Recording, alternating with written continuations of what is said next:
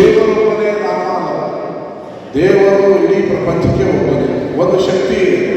ಆದರೆ ನಾವು ನಮ್ಮ ಲಕ್ಷ್ಮಣ, ಕಾಳಭೈರವ, ಹನುಮಂತ ಅಂತ ಈ ರೀತಿ ನಮ್ಮ ಭಾವನೆಗಳಿಗೆ ಭಕ್ತಿಯಿಂದ ಶ್ರದ್ಧೆಯಿಂದ ಕರಿತೀವಿ. ಆದರೆ ಇಡೀ ಪ್ರಪಂಚಕ್ಕೆ ಸೃಷ್ಟಿಕರ್ತ ಒಬ್ಬನೇ. ಆ ದೇವರನ್ನ ಧಾರ್ಮಿಕವಾಗಿ ಪೂಜಿಸಲು ಎಲ್ಲರ ಕರ್ತವ್ಯ ಮತ್ತು ಶಕ್ತಿ.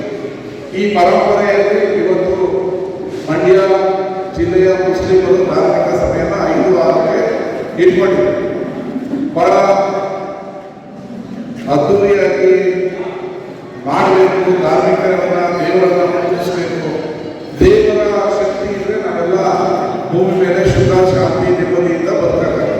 ಅದು ಯಾವುದೇ ಧರ್ಮ ಎಲ್ಲ ಧರ್ಮದಲ್ಲೂ ದೇವರು ಹೇಳೋದು ಬಡವರನ್ನ ಪ್ರೀತಿಸು, ಬಡವರಿಗೆ ದಾನ ಧರ್ಮ ಮಾಡು, ಅಹಂಕಾರ ಮಾಡಬೇಡ, ಕಳ್ತನ ಮಾಡಬೇಡ, ಬೇರೆಯವರಿಗೆ ಕೆಟ್ಟದ್ದು ಮಾಡಬೇಡ. ಇದು ಹಿಂದೂ, ಕ್ರೈಸ್ತ, ಮುಸ್ಲಿಂ ಈ ಮೂರಲ್ಲೂ ಏನು ಈ ಆಚರಣೆಯಲ್ಲಿ ಎಲ್ಲರಿಗೂ ಒಳ್ಳೇದು ಮಾಡಬೇಕು ಅನ್ನೋದೇ ಎಲ್ಲ ಧರ್ಮದ ಎಲ್ಲ ಕಟ್ಟುಪಾಡುಗಳ ನಿಯಮ. ಆದರೆ ಅವರ ಆಚರಣೆಗಳು ಬೇರೆ ರೀತಿ ಇರ್ತದೆ, ಅವರ ವೇಷಭೂಷಣಗಳು ಬೇರೆ ರೀತಿ ಇರ್ತದೆ. ಈ ದೇಶ 50 ಕಿಲೋಮೀಟರ್ ಒಂದು ಭಾಷೆ ಇದೆ. ಒಂದು ವಾರದ ಎಕ್ಸಾಂಪಲ್, ಮಂಡ್ಯದಲ್ಲಿ ನಾವು ಮಾತಾಡೋದೇ ಬೇರೆ, ನಾವು ಮುದ್ದೆ ತಿಂತೀವಿ.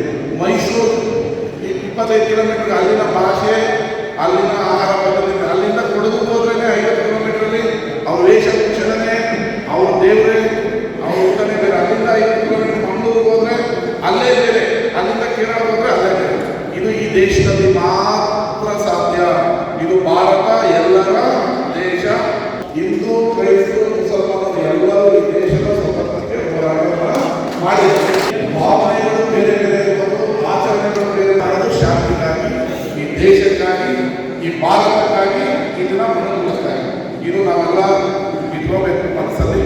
ಅದರಿಂದ ನೀವು 5ನೇ ತಾರೀಕು 6ನೇ ತಾರೀಕು ಏನು ಮಾಡ್ತಾ ಇದ್ದೀವಿ ಅದಕ್ಕೆ ನಮ್ಮ ಸಂಪೂರ್ಣ ಬೆಂಬಲ ಇದೆ. ಕೈಲಿ ನೀರಿದ್ದನ್ನು ನಾವು ಮಾಡ್ಕೊಳ್ತೀವಿ. ಪೂಜೆ ಪುನಸ್ಕಾರಗಳು ಆಗಬೇಕು. ಎಲ್ಲರೂ ಸುಖ ಶಾಂತಿಯಿಂದ ಇರಬೇಕಾದ್ರೆ ನೀವು ನಿಮ್ಮ ದೇವರೇ ಕೇಳುತ್ತೇವೆ, ಮಳೆ ಬಂದು ಬೆಳೆ ಹಾಕಿ ಎಲ್ಲರಿಗೂ ಒಳ್ಳೆಯದಾಗುತ್ತೆ. ನಾವು ದೇವರು ಕಾಳಭೈರವ ಕೇಳುತ್ತ ದೇವರೇ ಎಲ್ಲರಿಗೂ ಒಳ್ಳೆಯದಾಗಲಿ, ನಾನು ಒಬ್ಬನು ಒಳ್ಳೆಯದು ಮಾಡೋದು ದೇವರು ಮಾಡೋದು. ಎಲ್ಲರೂ ಸಾಮೂಹಿಕವಾಗಿ ನಿಮ್ಮ ಮಸೀದಿಯಲ್ಲಿ ಪ್ರಾರ್ಥನೆ ಮಾಡಿದ್ರೆ ನಾವು ದೇವಸ್ಥಾನ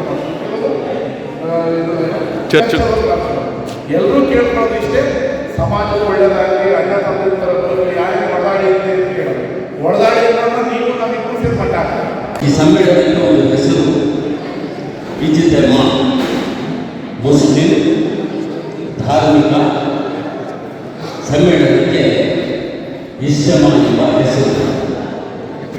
ಮುಸ್ಲಿಂ ಧರ್ಮದ ಮುಖಂಡರು ನಮ್ಮ ಧರ್ಮವನ್ನು ಯಾವ ರೀತಿ ಪ್ರಚಾರ ಮಾಡಿದ್ದಾರೆ, ನಮ್ಮ ಧರ್ಮ ಪ್ರಚಾರ ಯಾವ ಹಂತದಲ್ಲಿದೆ, ನಮ್ಮ ರೀತಿ ನೀತಿ, ನಾವು ಸಮಾಜದಲ್ಲಿ ನಡೆದುಕೊಂಡು ಹೋಗುವಂತಹ ಒಂದು ರೀತಿ, ನಮ್ಮ ನಡವಳಿಕೆ ಹಾಗೂ ನಮ್ಮ ಧಾರ್ಮಿಕ ಚಟುವಟಿಕೆಗಳು ಏನು ಎಂಬ ಒಂದು ಎಲ್ಲ ವಿಚಾರಗಳನ್ನು ಒಗ್ಗೂಡಿಸಿ ಅದರ ಒಂದು ಅರ್ಥವನ್ನು ಕಲ್ಪಿಸುವಂತಹ ಒಂದು ವೇದಿಕೆ ಅಂತ ಹೇಳಬೇಕು. ಈ ಇಜ್ತೆಮಾದಲ್ಲಿ ಮೊಹಮ್ಮದ್ ಪೈಗಂಬರ್ ಅವರು ಪ್ರವಾದಿಗಳು. ಕೇವಲ ಮುಸ್ಲಿಮರಿಗೆ ಮಾತ್ರ ಪ್ರವಾದಿಯಲ್ಲ, ಇಡೀ ವಿಶ್ವಕ್ಕೆ ಪ್ರವಾದಿಯಾಗಿರುತ್ತಾರೆ. ಅವರಿಗೆ ಅರಬಿಯಲ್ಲಿ ರಹಮತುಲ್ಲಿಲ್ ಆಲಮೀನ್ ಅಂತ ಹೇಳ್ತಾರೆ. ಎಲ್ಲ ವಿಶ್ವಕ್ಕೆ ಕರುಣಾಮಯಿಯಾದಂತಹ ವ್ಯಕ್ತಿತ್ವವನ್ನು ಹೊಂದಿರತಕ್ಕಂತಹ ಮೊಹಮ್ಮದ್ ಪೈಗಂಬರ್ ಸಲ್ಲಲ್ಲಾಹು ಅಲೈಹಿ ವಸಲ್ಲಂ ಅವರು ನಮಗೆ ನೀಡುವಂತಹ ಮಾರ್ಗದರ್ಶನ, ಅವರು ನಮಗೆ ನೀಡಿರ್ತಕ್ಕಂತಹ ಉಪದೇಶಗಳು ಪ್ರತಿಯೊಂದನ್ನು ಕೂಡ ತಮ್ಮ ಜೀವನದಲ್ಲಿ ಹಲವಾರು ವಿಷಯಗಳಿಗೆ ಮತ್ತು ನಮ್ಮ ಬಿಹೇವಿಯರ್ಸ್ಗೆ, ನಮ್ಮ ವರ್ತನೆಯ ಬಗ್ಗೆ ಒಳ್ಳೆಯ ಒಂದು ಒತ್ತು ನೀಡಿದರು. ಹಾಗೂ ಸಮಾಜದಲ್ಲಿ ಗುರು ಹಿರಿಯರೊಂದಿಗೆ, ದೊಡ್ಡವರೊಂದಿಗೆ, ಚಿಕ್ಕವರೊಂದಿಗೆ ನಾವು ಯಾವ ರೀತಿ ಬಾಳ್ವೆ ಮಾಡಿಕೊಳ್ಳಬೇಕು, ಸ್ತ್ರೀಯರೊಂದಿಗೆ ನಮ್ಮ ಒಂದು ಭಾವನೆಗಳು ಹೇಗಿರಬೇಕು ನೀಡಿದ್ದಾರೆ.